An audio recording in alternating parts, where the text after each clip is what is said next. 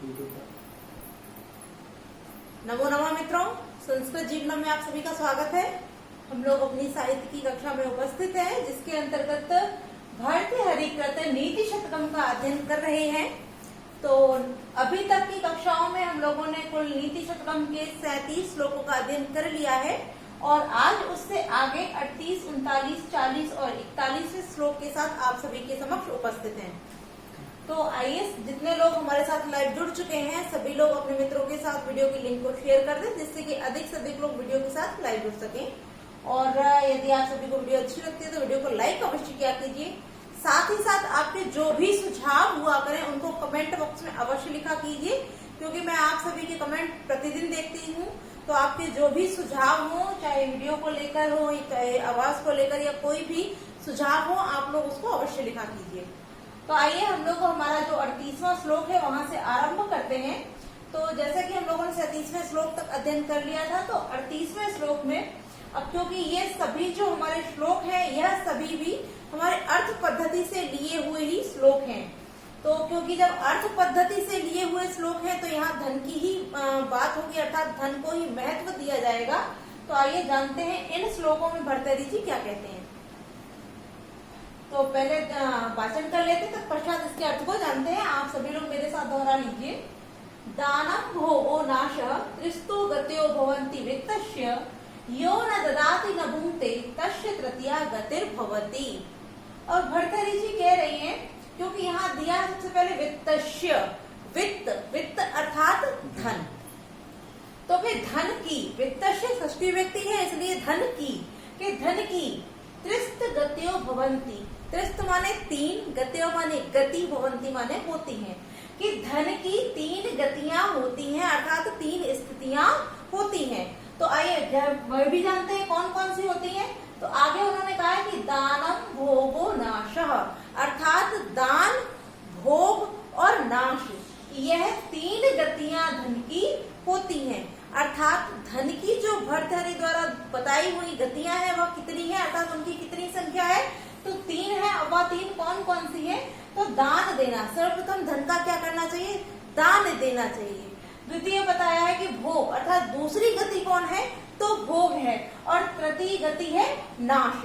यह क्रमशः इसीलिए लिखी हुई क्योंकि इनकी यही गति क्रमशः होती है, यानी इसी क्रम में ही इनकी गतियां होती हैं। तो कि वित्तस्य, धन की 3 गतियां होती हैं, दान, भोग और नाश, अर्थात दान, भोग और नाश, वित्त की, धन की 3 गतियां होती हैं। आगे क्या कहते हैं, यो माने जो, यह अर्थात यो कर दिया है क्योंकि यह हो जाता है विसर्ग को ओ आदेश होकर के यहाँ यो हो गया। यो माने जो, न माने नहीं, ददाती, न ददाती माने दान करता है, अर्थात जो किसी को देता नहीं है, न भुंक्ते और न ही भोग करता है, भुंक्ते तात्पर्य भोग करता है। तस्य तृतीया गतिर्भवति, तस्य माने उसकी, तृतीया तीसरी गति भवति, गति होती है, अर्थात जो अपने धन का ना तो दान करता है और ना भोग करता है, उसके धन की क्या होती है, जो अंतिम अर्थात तीसरी गति रह गई है वही गति हो जाती है। तात्पर्य जो उसका वित्त है, धन है, वह नाश को प्राप्त हो जाता है। आइए पुनः एक बार अर्थ देख लेते हैं कि दान, भोग और नाश, वित्त की 3 गतियां होती हैं। जो मनुष्य न दान करता है, ददाती माने देता है अर्थात दान करता है, न भुंक्ते न भोग करता है, तस्य उसकी तृतीया गतिर्भवति, तीसरी गति हो जाती है, अर्थात उसके धन की तीसरी गति होती है। अब समझ लेते हैं, जैसे कि सबसे पहले बताया है भर्तृहरि जी की सबसे प्रथम गति कौन सी होती है, दान, अर्थात मनुष्य को जो भी धन अर्जित करना है उस धन का जो 10वां भाग होता है वो प्रत्येक मनुष्य को अपनी आय का 10वां भाग दान कर देना चाहिए। और दान के बाद दूसरी जो गति बताई वह क्या बताई, भुंक्ते, अर्थात भुज धातु के साथ भुंक्ते शब्द यहाँ निष्पन्न हुआ है। तात्पर्य कि उस धन का उसको भोग करना चाहिए। सर्वप्रथम धन का दान कीजिए, तत्पश्चात उस बचे हुए धन को भोग कीजिए, अपने ऊपर खर्च कीजिए। किंतु आपने देखा होगा बहुत से ऐसे कंजूस व्यक्ति होते हैं, ना तो वह अपने धन को किसी अन्य व्यक्ति को देना चाहते हैं और ना ही वह उस धन को अपने ऊपर व्यय ही करना चाहते हैं। तो जो मनुष्य ना तो भोग करते हैं और ना दान करते हैं, तात्पर्य ना दान करते हैं ना भोग करते हैं, तो जो उनका धन बचा हुआ है उस धन का क्या होगा, अंत में जाके उसके धन का तीसरी गति हो जाती है। और तीसरी गति कौन सी है, तो नाश, तात्पर्य उसका जो धन है उसका नाश हो जाता है। तो यहाँ अर्थ हम लोगों ने जान लिया। अब देखते हैं इसके प्रश्न। यहाँ से प्रश्न किस प्रकार बनते हैं। तो सर्वप्रथम तो यही पूछा जा सकता है कि वित्त की कितनी गतियां होती हैं, अर्थात जो धन होता है उसकी कितनी गतियां होती हैं। तो कितनी होती है, त्रिस्त, अर्थात 3 गतियां होती हैं कि वित्तस्य त्रिस्त गतयः भवन्ति। वित्त की 3 गतियां होती हैं। कौन कौन सी होती है, दूसरा प्रश्न हो जाएगा। तो दान, भोग और नाश। ये भी इस प्रकार से पूछा जा सकता है कि धन की कौन सी गति नहीं होती है। तो इन 3 के अतिरिक्त वहाँ चौथा भी कोई अन्य दिया होगा, या कौन कौन सी होती हैं। तो 3 के 3, ए में दान, बी में भोग, तीसरे में, सी में आपका नाश होगा और चौथा जो डी ऑप्शन होता है वहां लिखा होगा उपर्युक्त सभी। तो आपको कोई एक नहीं, तीनों लगाना है, अर्थात उसका जो चौथा ऑप्शन होगा उपर्युक्त सभी वो सही हो जाएगा, क्योंकि तीनों ही गतियां धन की होती हैं। अब यहाँ प्रश्न इस प्रकार से अगला बन सकता है कि जो अपने धन का न तो दान करता है न भोग करता है, उसके धन की कौन सी गति होती है, अर्थात उसके धन का क्या होता है। तो उसके धन की जो गति होती कौन सी होती, तीसरी, तृतीय गति होती है, अर्थात उसके धन का नाश हो जाता है। तो इस प्रकार से यहाँ प्रश्न बनते हैं। अब देख लेते हैं हम यहाँ किस प्रकार से कौन कौन सी संधि या समास या हमारे जो भी अर्थात प्रत्यय इत्यादि प्रयुक्त हुए हैं, साथ साथ जो अलंकार है और जो छंद है उसको भी जान लेते हैं। तो अगर हम छंद की बात करें तो यह हमारा जो 38वां श्लोक है यह आर्या छंद में लिखा हुआ है, आर्या छंद में लिखा है। और यहाँ सबसे पहले जब गत्यो लिखा है, गत्यो तो यहाँ विभक्ति करके गत्यो को की 3 गतियों को बताया स्थिति, तो यहाँ गत्यो शब्द हो गया, षष्ठी व्यक्ति द्विवचन में कर दिया गया है। किंतु यहाँ अगर शब्द देखते हैं तो वास्तविक शब्द होता है गति। तो गति शब्द जो होता है वो किससे निष्पन्न होता है, गम धातु के साथ जब कितन प्रत्यय का विधान करते हैं तब गति शब्द बन जाता है। आगे देखते हैं हमारा लिखा हुआ भूंगते, तो भुज धातु के साथ कित प्रत्यय से भुज धातु है यहाँ पर, और यहाँ लट लकार प्रथम पुरुष में प्रयोग होकर यहाँ भूंगते शब्द हमारा बन जाता है। दानम शब्द की बात करें तो दा धातु के साथ जब लिट प्रत्यय का विधान करते हैं तो दानम बन जाता है। भोगा, भोगा में भुज धातु है, भुज धातु के साथ घय प्रत्यय है तब भोग शब्द बन जाएगा। और नाशा शब्द है तो यहाँ भी नश धातु के साथ घय प्रत्यय के विधान से हमारा नाशा शब्द निष्पन्न होता है। और छंद जैसा कि हमने जान ही लिया, इस श्लोक में आर्या छंद निबद्ध है, अर्थात यह आर्या छंद में निबद्ध हमारा श्लोक है। तो हम लोगों ने 38वें श्लोक का अर्थ जान लिया। आइए अब देखते हैं हमारा 39वां श्लोक।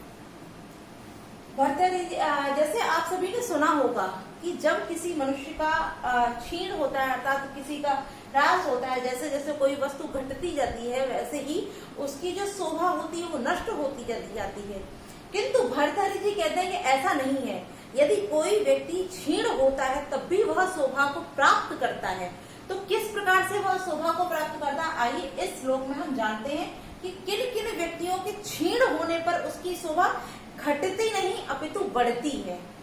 तो भर्तृहरि जी कहते हैं कि मणि साड़ो लीण समर विजयी हेति दलितो मद क्षीणो नाग सरधि सरितः श्याम पूर्ण कलाशेष चंद्र सुरत नृता बाल वनिता तनिन्ना शोभन्ते गलित विभवा चार्थसु नराः।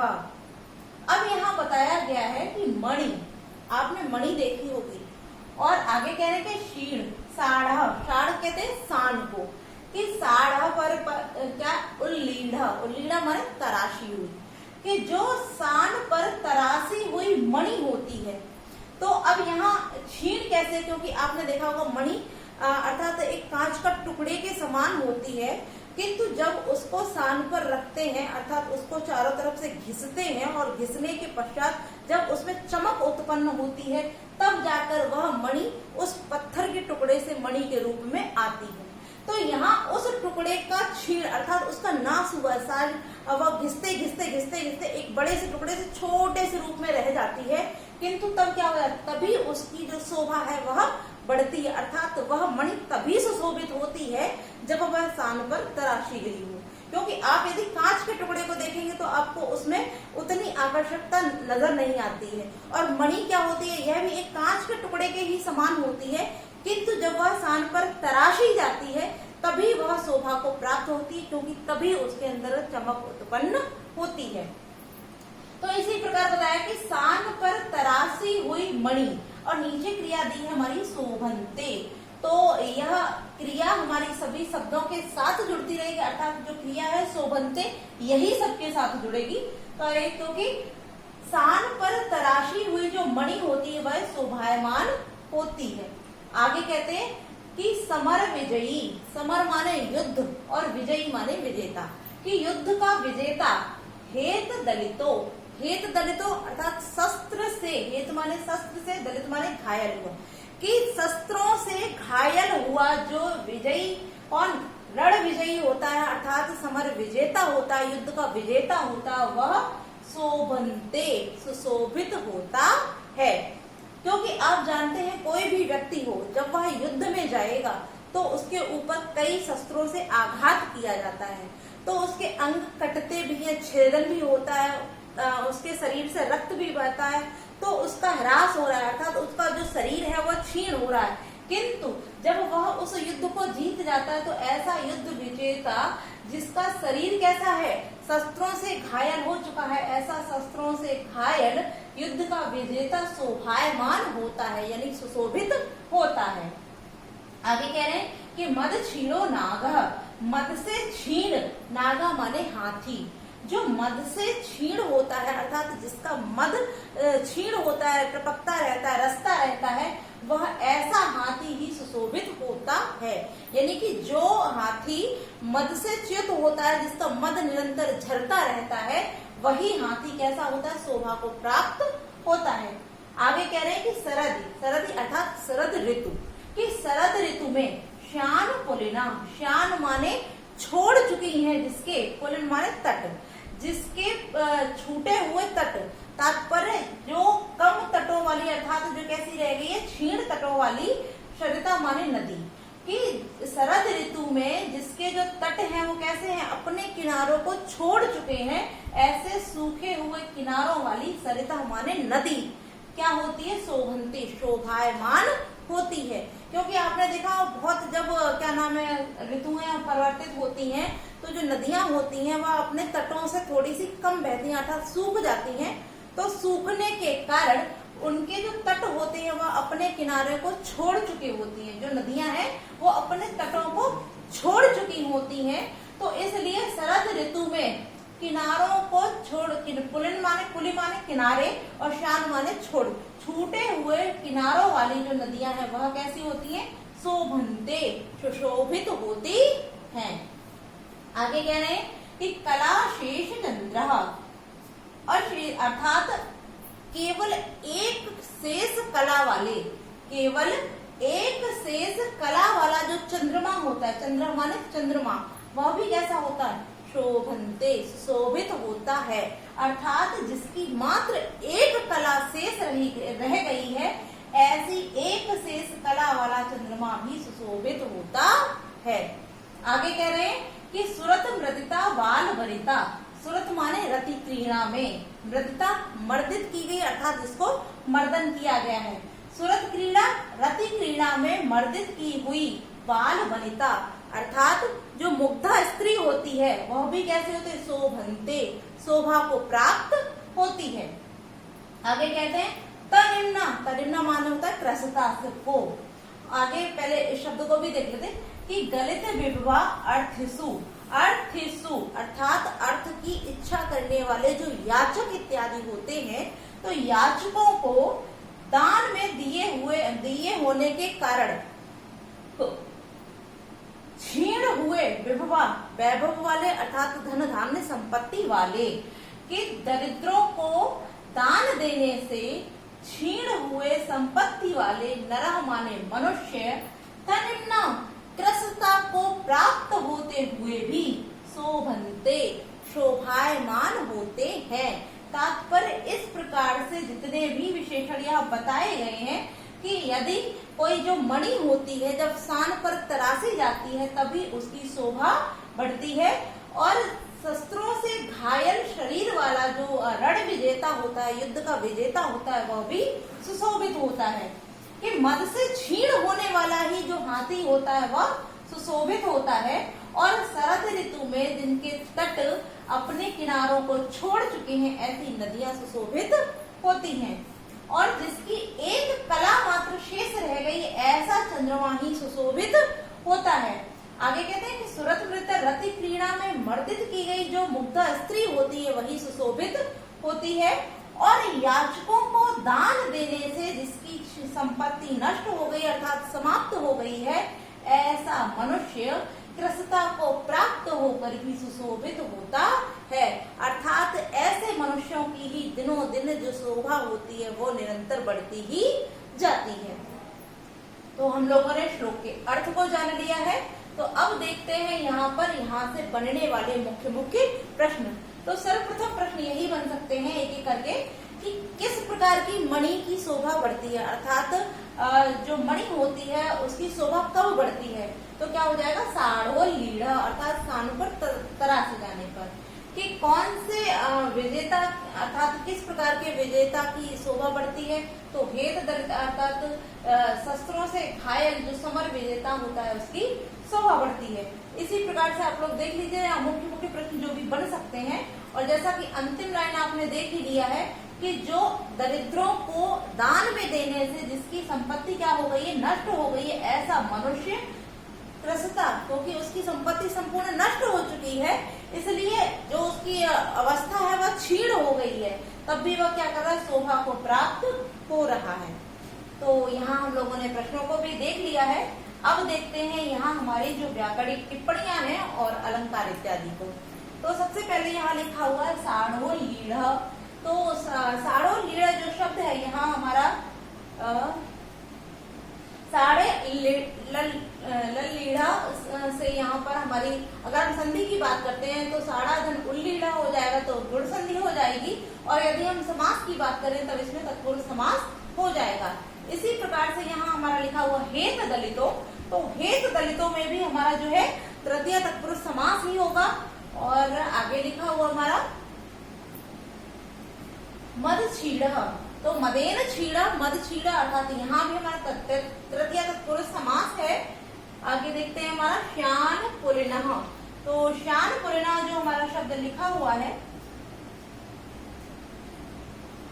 श्यान पुलिनः, तब यहाँ हमारा श्यान पुलिनः शब्द जो है इसमें हमारा बहुब्रीहि समास हो जाएगा। तो श्यायानि श्यानानि पुलिनानि यच्च सः श्यान पुलिनः, तो इस प्रकार से यहाँ बहुब्रीहि समास हो जाएगा।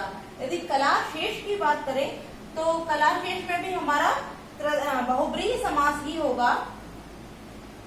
और आगे देखते हैं हम, आगे हमारा लिखा हुआ है बाल वनिता।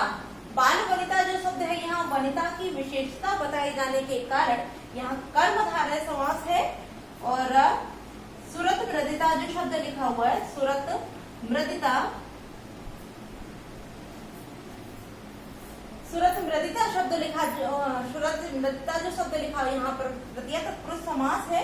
और आगे देखते हैं गलित विभवा, तो यहाँ पर गलितः विभवः येषां ते, तब यहाँ हमारा बहुब्रीहि समास हो जाएगा। और जैसा कि अगर हम संधियों की बात करते हैं तो कलाशेषः धनचंद्रः, तब यहाँ हमारी विसर्ग संधि हो जाएगी। आगे गलित विभवा च अर्थिषु, तो विभवः धन च, तब यहाँ विसर्ग संधि, और चा धन अर्थिषु, तब यहाँ पर हमारी दीर्घ स्वर संधि हो जाएगी। अब जैसा कि हम लोगों ने यहाँ व्याकरणिक टिप्पणियों को देख लिया है, किंतु हमारा यहाँ शब्द जो रह गया तनिम्ना, तो तनिम्ना की जो व्युत्पत्ति है आइए उसको भी ध्यान देते हैं। तो तन धातु के साथ इमनिच प्रत्यय के विधान से त निम्नांश शब्द हमारा निष्पन्न होता है। और शोभन्ते की बात करते हैं तो यहाँ पर हमारा प्रथम पुरुष बहुवचन में हो जाती है शोभन्ते। अब हम देख लेते हैं यहाँ अलंकार और छंद।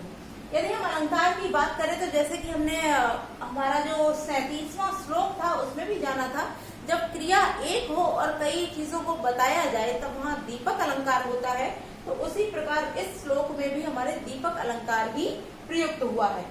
तो और यदि छंद की बात करें तो यह हमारा शिखरणी छंद में लिखा हुआ है। तो हम लोगों ने 39वें श्लोक को जान लिया है। तो अब बढ़ते हैं हमारे 40वें श्लोक की ओर। तो आइए देखते हैं कि परिच्छीडः कश्चित् स्पृहयति यवनानां प्रस्थये सा पश्चात् सम्पूर्णो गणयति धरित्री तृणसमाम् अतश्चाने कन्त्याद् गुरुलघुतयार्थेषु धनिनाम् अवस्था वस्तूनि प्रथयति च संकोचयति च। तो अब यहाँ हमारे भर्तृहरि जी कह रहे हैं, क्या बता रहे हैं, आइए जानते हैं कि परिक्षीणः, परिक्षीणा सबसे पहले यहाँ देखते हैं कश्चित। कश्चित माने कोई और परिक्षीणा माने दरिद्र, कि कोई दरिद्र व्यक्ति। परिक्षीणा अर्थात क्षीण संपत्ति वाला जो है, तो परिक्षीणा तात्पर्य जो दरिद्र है, कि कोई दरिद्र व्यक्ति यवनानां प्रस्थये, यवानां प्रस्थये अर्थात मुट्ठी भर, यवन माने यव माने होता है जौन, यव माने होता है जौन, यवानाम तो यहाँ षष्ठी बहुवचन की मुट्ठी यवानाम षष्ठी व्यक्ति हो जाएगी कि मुट्ठी भर जौ की स्पृहयति माने इच्छा करता है, कि कोई दरिद्र व्यक्ति मुट्ठी भर जौ की इच्छा करता है। अब क्योंकि आप देख रहे हैं स्पृहयति शब्द है, इसलिए यहाँ प्रस्थये में चतुर्थी व्यक्ति है। अब चतुर्थी क्यों है, तो स्पृह धातु के आने से यहाँ स्पृह सूत्र से यहाँ चतुर्थी व्यक्ति का विधान किया गया है कि कोई दरिद्र व्यक्ति है तो वो क्या करता है, मुट्ठी भर जौ की ही इच्छा करता है। और आगे क्या कहते हैं, स पश्चात, पश्चात माने बाद में, स माने वही, कौन वही, जो दरिद्र व्यक्ति था, कि बाद में वही संपूर्ण, संपूर्ण तात्पर्य संपन्न हो जाने पर, संपन्न अर्थात धन धान्य से संपन्न हो जाने पर, धरित्रीम पृथ्वी को तृण समाम तिनके के समान गणयति, और कहीं कहीं शब्द मिलता है हमारा लिखा हुआ कलयति। तो तात्पर्य दोनों का एक ही, गणयति माने गिनता है और कलयति माने समझता है। तो कहीं कहीं आपको किसी किसी बुक में कलयति शब्द देखने को मिलेगा और कहीं कहीं गणयति भी मिलता है। तो यहाँ क्या बता रहे हैं कि कोई दरिद्र व्यक्ति मुट्ठी भर जौ की इच्छा करता है और बाद में वही व्यक्ति संपूर्ण संपन्न हो जाने पर, अर्थात धन धान्य से संपन्न हो जाने पर संपूर्ण पृथ्वी, धरित्री माने संपूर्ण पृथ्वी को तृण समान तिनके के समान गणयति माने गिनता है अर्थात समझता है। आगे क्या कहते हैं, अतः इस कारण या इस हेतु अर्थेषु। अब अर्थ माने वैसे तो धन होता है, अर्थ माने क्या होता है, धन होता है, किंतु यहाँ अर्थ जो दिया है वो वस्तुओं के अर्थ में दिया है, अर्थात यहाँ जो अर्थ है इसका अर्थ हो जाएगा वस्तु, कि अतः इस हेतु वस्तुओं अनेकांत्याद अर्थात अस्थिर होती है, यानी कि जो वस्तुएं होती हैं वो स्थिर नहीं होती हैं, तात्पर्य जो उनकी अर्थात उनके अंदर अनेकता विद्यमान होती है, स्थिर नहीं होती है। अब वो स्थिर क्यों नहीं है, लघु गुरुतया, यानी कि वो लघु और गुरु के स्वरूप वाली होती है, स्थिर नहीं होती है। कि अतः माने इस हेतु वस्तुएं गुरु और लघु के रूप में अस्थिर होती हैं, अर्थात न तो उनका गुरु का स्वरूप स्थिर होता है, ना ही लघु का, वो लघु भी होती हैं और गुरु भी होती हैं। तो वह किस प्रकार से लघु और गुरु होती हैं, तो इसके लिए आगे बताया कि धनी नाम, जो धनी व्यक्ति होते हैं, अवस्था उनके अनुसार ही वस्तुओं की अवस्था, प्रथयति, प्रथयति माने प्रसरति, फैलती है, च माने और, संकोचयति, संकुचित होती है अर्थात छोटी हो जाती है।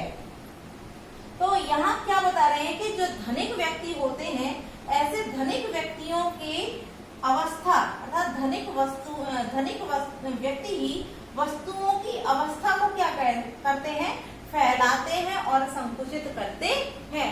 तात्पर्य धनिक व्यक्तियों की आवश्यकताओं के अनुसार ही जो वस्तुएं होती हैं वह या तो विस्तार को प्राप्त होती हैं, अन्यथा वही संकुचित रूप में आ जाती हैं। अब कैसे आती हैं, आइए उनको इन दोनों ही शब्दों, जो दो लाइनें दी हैं इनमें जो बताया गया इनसे समझ लेते हैं।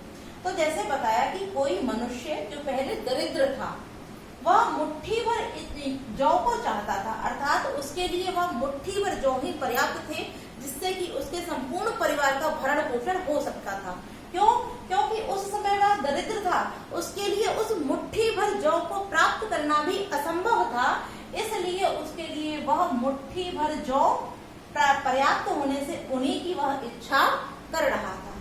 किंतु पश्चात माने बाद में सामान्य वही व्यक्ति जब संपूर्ण हो गया, अर्थात संपन्नता को प्राप्त हो गया, उसके पास अत्यधिक धन धान्य जब आ गया, तब उस संपूर्ण पृथ्वी को ही वह तिनके के समान समझने लगा। तब क्योंकि फिर उसके लिए क्योंकि उसके पास अपार धन हो गया, फिर उसे किसी भी धन के लिए कोई कामना करने की आवश्यकता नहीं थी, वो जो चाहता उस चीज को कर सकता था। इसी कारण उसके लिए संपूर्ण पृथ्वी थी वह तिनके के समान हो गई। जिस व्यक्ति के लिए पहले दरिद्रता के समय एक मुट्ठी भर जौ को चाहना भी बहुत बड़ी बात थी, उसी व्यक्ति के लिए वह संपूर्ण पृथ्वी तिनके के समान हो गई। तब जब वह संपूर्ण अर्थात धन धान्य से युक्त हो गया, तब तो आगे इसीलिए कहते हैं कि इस हेतु जो वस्तुएं होती हैं वह गुरु और लघु के रूप में अस्थिर होती हैं, अर्थात उनका कोई स्वरूप स्थिर नहीं होता है। जब आपको जैसी आवश्यकता होगी उसके अनुसार ही उनका स्वरूप बड़ा हो जाएगा और छोटा हो जाएगा। तो इसीलिए आगे बता रहे हैं कि धनिक व्यक्ति वस्तुओं की अवस्थाओं को क्या करते हैं, फैलाते हैं और संकुचित करते हैं। तो अब यहाँ जान लीजिए, जब आपके पास धन नहीं है तो उस समय आपके पास जो छोटी वस्तु है वह भी आपको बहुत बड़ी लगेगी। तात्पर्य उसके लिए आपके पास इतना धन नहीं है कि आप उस वस्तु को खरीद सकें, इसलिए वह छोटी वस्तु भी कैसी हो गई, प्रथयति फैल गई है, बहुत बड़ी हो चुकी है। किंतु जब आपके पास अत्यधिक धन है तब वह गुरु बहुत बड़ी वस्तु भी कैसी हो गई, संकुचित, क्योंकि आपको उसके लिए कोई भी कार्य करने की आवश्यकता है ही नहीं। आपके पास इतना धन है, इतना वैभव है कि आप क्षण मात्र में उस वस्तु को अपने पास अर्जित कर सकते हैं। तो धनिकों की अवस्था ही वस्तुओं को फैलाती और संकुचित करती है। इन वस्तुओं की जो लघुता और गुरुता है वह अस्थिर होती है और वह किस पर निर्भर करती है, वह धनिकों की अवस्था ही वस्तुओं का प्रसार और संकुचन करती है। तो मुझे पूरी उम्मीद है कि श्लोक का अर्थ आपको समझ में आ गया होगा। शाब्दिक अर्थ पुनः एक बार देख लेते हैं कि कोई दरिद्र व्यक्ति मुट्ठी भर यवनों को इच्छा करता है या मुट्ठी भर जौ की इच्छा करता है। बाद में वही व्यक्ति संपन्न होने पर संपूर्ण पृथ्वी को तिनके के समान गिनता है या समझता है। अतः इस हेतु वस्तुओं की गुरु और लघु स्वयं अस्थिर अर्थात अवस्थाएं क्या होती हैं, अस्थिर होती हैं, और धनिकों की अवस्था ही वस्तुओं को फैलाती और संकुचित करती है। तो श्लोक का अर्थ हम लोगों ने जान लिया है। अब देखते हैं यहाँ हमारी व्याकरणिक टिप्पणियां। तो सबसे पहले यहाँ हमने जान ही लिया था तो कि प्रस्त्रय में हमारे चतुर्थी व्यक्ति है, क्योंकि स्प्रह धातु के योग में स्प्रह सूत्र से यहाँ पर चतुर्थी व्यक्ति हो जाती है, इस कारण यहाँ पर हमारी चतुर्थी व्यक्ति हो गई है। आगे देखते हैं, यहाँ हमारा लिखा हो अतः धन चा धन अनेकांत्याद।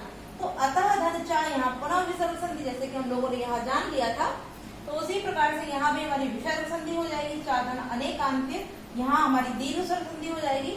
और अनेकांत्य शब्द जो है हमारा यहाँ नए तत्पुरुष समास हो जाता है। यदि एकांत शब्द की बात करें तो हमारा बहुब्रीहि होता है, और किंतु अनेकांत की तो न एकांता अनेकांता, तब हमारा यहाँ पर बहुब्रीहि समास हो जाएगा। लघु और गुरु इन दोनों शब्दों की बात करें तब यहाँ द्वंद्व समास हो जाता है हमारा। लघु चा गुरु चा, तो लघु चा गुरु चा, तब यहाँ द्वंद्व समास हो जाएगा। आगे देखते हैं संकोचयति और प्रथयति। यहाँ प्रथम पुरुष एक वचन में हमारा प्रयोग है, लट लकार प्रथम पुरुष एक वचन में प्रयोग है। और यदि संकोचयति शब्द की बात करते हैं, अर्थात तो यहाँ इसके निष्पत्ति की बात करते हैं। इससे पहले एक दो शब्द और रह गए, जैसे हमारा परिक्षीणा शब्द जो लिखा हुआ है परिक्षीणा, तो परिक्षीणा परि उपसर्ग पूर्वक छी धातु के साथ जब कित प्रत्यय का विधान करते हैं तब यहाँ पर परिक्षीणा शब्द हमारा बन जाता है। और आगे प्रस्तय की बात करें तब यहाँ पर हमारा जो शब्द है वास्तविक वो प्रसृति होता है, तो प्र उपसर्ग पूर्वक जब श्रेय धातु के साथ कितने प्रत्यय का विधान करते हैं तो प्रसृति शब्द हमारा बन जाता है।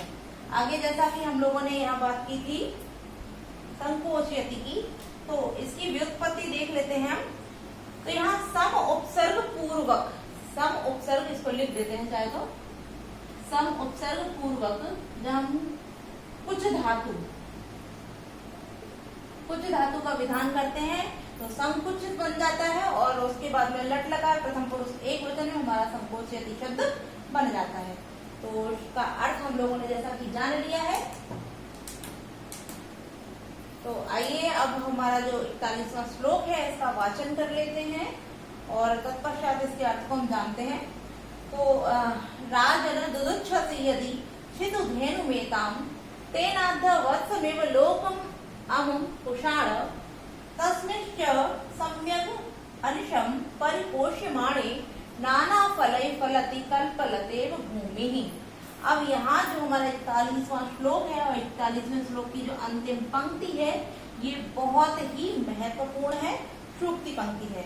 अब हमारा जो श्लोक है 40वां, इसमें अलंकार और छंद छूट गया है तो इसको भी जान लेते हैं।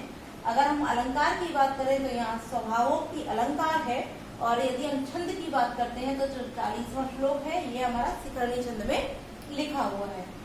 तो आज के लिए इतना ही करने देते हैं। 41वां श्लोक जो है इसका अध्ययन हम कल की कक्षा में कर लेंगे। तो आज हम लोगों ने 38, 39 और 40वें श्लोक तक अध्ययन कर लिया है। आप सभी को कक्षा कैसी लगी है आप लोग कमेंट करके अवश्य बताएं। वीडियो अच्छी लगा करें तो वीडियो को लाइक अवश्य किया कीजिए और साथ ही साथ आप लोग अधिक से अधिक मात्रा में लाइव आने की कोशिश किया कीजिए। तो आज के लिए इतना ही मित्रों, नमो नमः।